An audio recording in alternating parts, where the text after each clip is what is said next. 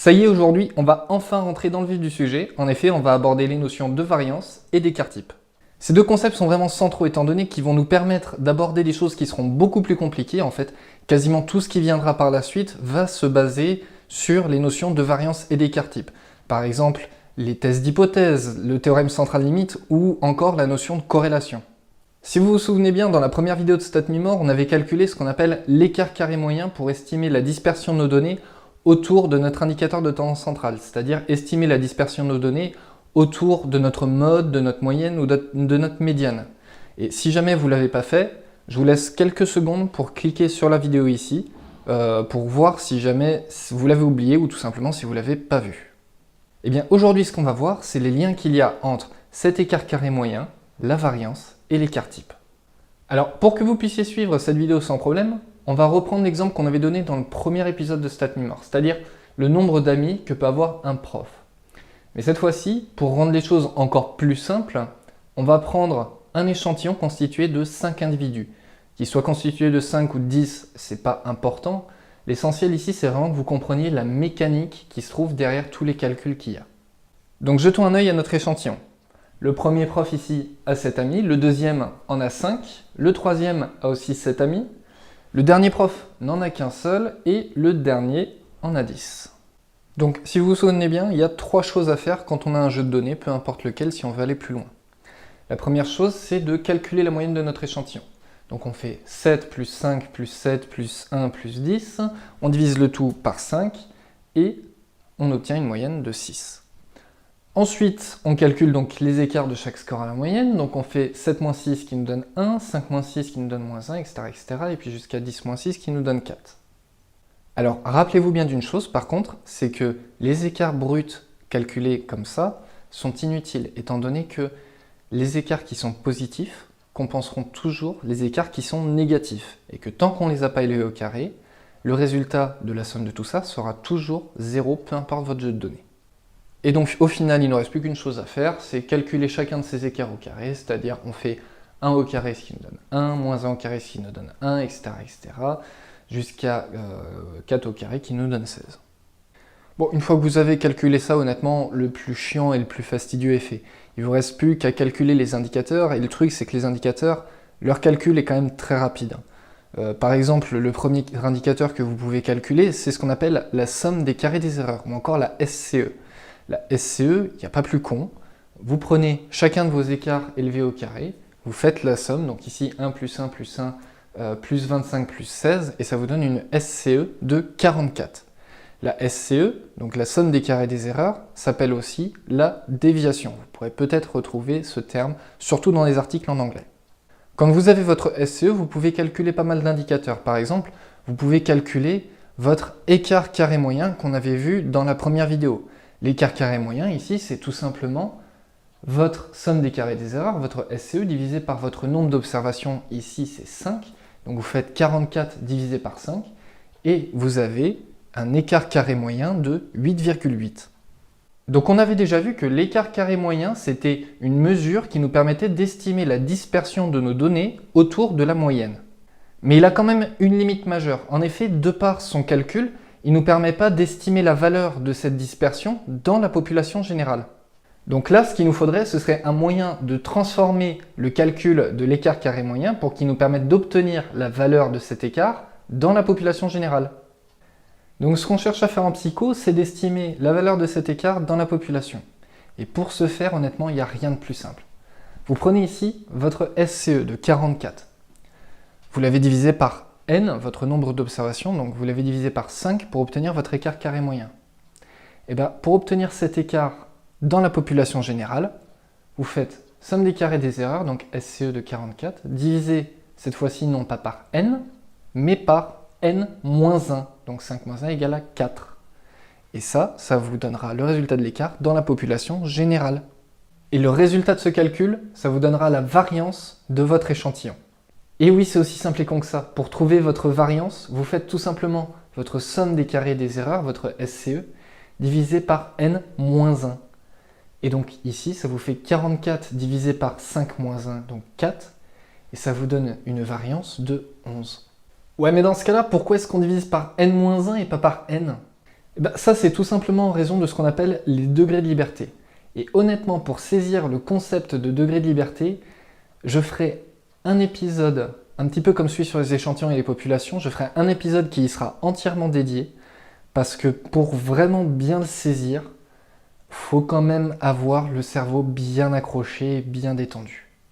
Donc si on prend 10 secondes pour résumer tout ce qu'on a fait depuis le début, on avait un échantillon de 5 profs, on a calculé la moyenne de cet échantillon qui était une moyenne de 6, on a calculé chacun des écarts de chaque score à la moyenne, ensuite on a pris chacun de ces écarts, on les a élevés au carré pour éviter les problèmes de compensation.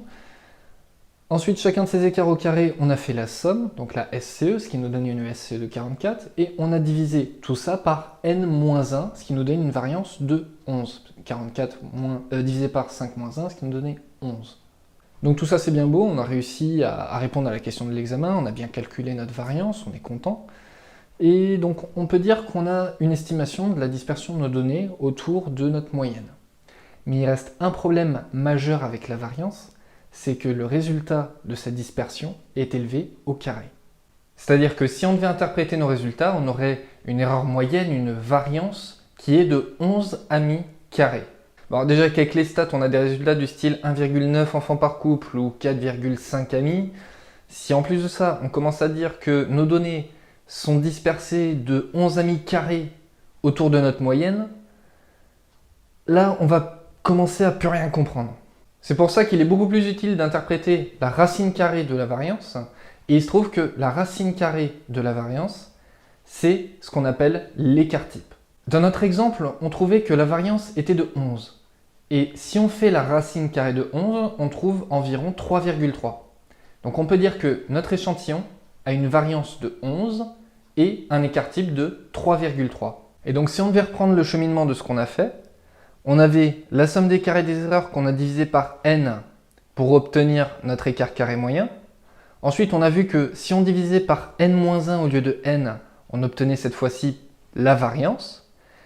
Et si on prenait la racine carrée de cette variance, on obtenait l'écart type. Et l'écart type est ici nécessaire parce qu'il nous permet de mieux interpréter notre dispersion autour de notre indicateur de position que la variance.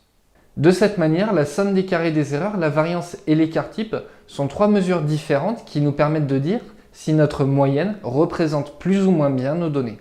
Un écart type assez petit, qui est une valeur assez faible par rapport à la valeur de la moyenne, nous indiquera que nos données sont assez condensées et assez homogènes et bien rassemblées autour de notre moyenne. A l'inverse, un écart type assez important pourra nous renseigner sur deux choses. Soit il nous renseignera, comme ici, sur le fait que dans l'ensemble, nos données sont assez dispersées autour de notre moyenne et que chacune de ces données génère beaucoup d'erreurs, ce qui augmente la valeur de notre écart type. Soit, comme ici, il nous renseignera sur le fait que dans l'ensemble, nos données sont assez regroupées autour de notre moyenne, mais qu'il existe certaines valeurs, certains points qui génèrent tellement d'erreurs parce qu'ils sont tellement éloignés de la moyenne que pour le coup, ça fausse un petit peu la valeur de notre écart type. Et au final, un écart type de 0, ça nous renseignera tout simplement sur le fait que toutes nos données sont égales à notre modèle. Ici, c'est notre moyenne de 6. Donc ça veut dire que toutes nos données sont égales à 6 parce qu'elles ne génèrent aucune erreur, aucune dispersion autour de la moyenne, ce qui nous donne donc un écart type de 0. Pour illustrer tout ce qu'on vient de dire, on pourrait reprendre notre exemple. Dans notre exemple, avec notre échantillon, on avait une moyenne de 6 avec un écart type de 3,3. Maintenant, imaginez qu'on refasse l'étude auprès d'un nouvel échantillon et qu'on se retrouve avec ces données. C'est-à-dire qu'on aurait un prof qui aurait 5 amis, 3 profs qui en auraient 6 et un prof qui en aurait 7. Donc là, on fait pareil qu'avant, c'est-à-dire qu'on calcule notre moyenne qui est de 6, on calcule chacune des différences à la moyenne, on élève chaque différence à la moyenne au carré, ensuite on calcule la somme de toutes ces différences au carré pour obtenir notre SCE, on divise la SCE par n-1 pour obtenir la variance et on calcule la racine de la variance pour obtenir notre écart type. Et là, notre écart type est donc de 0,7. On se retrouve alors avec deux jeux de données qui ont exactement le même indicateur de position, c'est-à-dire une moyenne de 6, mais qui ont des indicateurs de dispersion différents, c'est-à-dire que vous avez un écart type de 3,3 dans le premier échantillon, comparé à un écart type de 0,7 dans le deuxième. Et comme vous pouvez voir, dans le deuxième échantillon, l'écart type est beaucoup plus petit, et les données sont beaucoup plus rassemblées, beaucoup plus massées autour de la moyenne que dans le premier échantillon. On peut alors dire que dans le premier échantillon, la moyenne offre une représentation assez pauvre de nos données comparée au deuxième échantillon, où là la moyenne offre une représentation assez bonne de nos données. On peut aussi dire qu'il y a plus de variabilité dans le nombre d'amis que peut avoir un prof dans le premier échantillon que dans le deuxième. Donc pour conclure cette vidéo, j'aimerais juste vous expliquer le pourquoi est-ce que vous avez fait tous ces calculs, pourquoi est-ce que vous vous embêtez avec tout ça. Pour une bonne et simple raison, c'est que tous les tests qu'on fera plus tard, les corrélations, tous les trucs comme ça porte sur les résultats de la population générale et que la variance et l'écart type, ce sont les premiers concepts qui nous permettent de faire le lien entre les résultats de notre échantillon et les résultats de notre population parente. À partir de là, vous pouvez vous dire que si vous avez compris tout ce que j'ai dit et que vous vous sentez capable de refaire tous ces calculs sur une nouvelle étude, vous pouvez vous dire que vous avez quasiment toutes les clés en main pour aller beaucoup plus loin en stats. Si à l'inverse, c'est pas encore tout à fait ça, que c'est encore un peu tatillonnant et que vous avez une demi-heure à perdre, je vous invite à regarder à nouveau toutes les vidéos que j'ai faites et si jamais vous avez vraiment des grosses difficultés, n'hésitez pas à me poser des questions sur les commentaires de la vidéo ou encore sur ma page Facebook, je vous répondrai aussi rapidement que possible. Donc ça y est, c'est la fin de cette vidéo, merci beaucoup de l'avoir suivi jusqu'au bout et j'espère qu'elle vous a plu. Si jamais vous avez des questions ou des commentaires, n'hésitez pas à les rajouter juste en dessous. Pareil, n'hésitez pas non plus à liker, à partager la vidéo sur les réseaux sociaux, sur Facebook, Twitter. Et puis voilà, c'est à peu près tout. Donc d'ici la prochaine, je vous remercie encore une fois et je vous dis à bientôt. Ciao!